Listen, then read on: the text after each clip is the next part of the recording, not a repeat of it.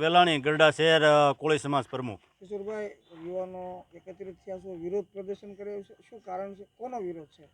આજે ગરડા શહેરના તમામ કોળી સમાજના આગેવાનો અહીંયા યુવાનો ભેગા થયા છે. જે કનુ દેસાઈએ જે કોળી સમાજ વિશે બેફામ વાણી વિલાસ કર્યો છે, કોળી સમાજને કાંઈ એનું લઈ લીધું નથી કે એ કાંઈ અમારા કોળી સમાજને ત્યાં કાંઈ નાખી જતા નથી. તો જે આ અહંકાર કનુ દેસાઈની અંદર છે, અહંકાર રાજા રાવણનોય નથી ટેક્યો, જેને હોનાની નગરી હતી એ ધૂળ ચાટતા થઈ ગયા છે. તો આવા કનુ દેસાઈ જે આવા મોટા હોદ્દા ઉપર હોય, કેબિનેટ મંત્રી હોય, તો આવાને તાત્કાલિક ભાજપ એને પાર્ટીમાંથી સસ્પેન્ડ કરે અને આ કનુ દેસાઈ છે એ કોળી સમાજની માફી માંગે. નકર આવનારા દિવસોની અંદર આ કોળી સમાજ ઉગ્ર આંદોલન કરશે અને જે આ કનુ દેસાઈએ વાણી વિલાસ કર્યો છે તેનો ઈંટનો જવાબ પથ્થરથી આપશે.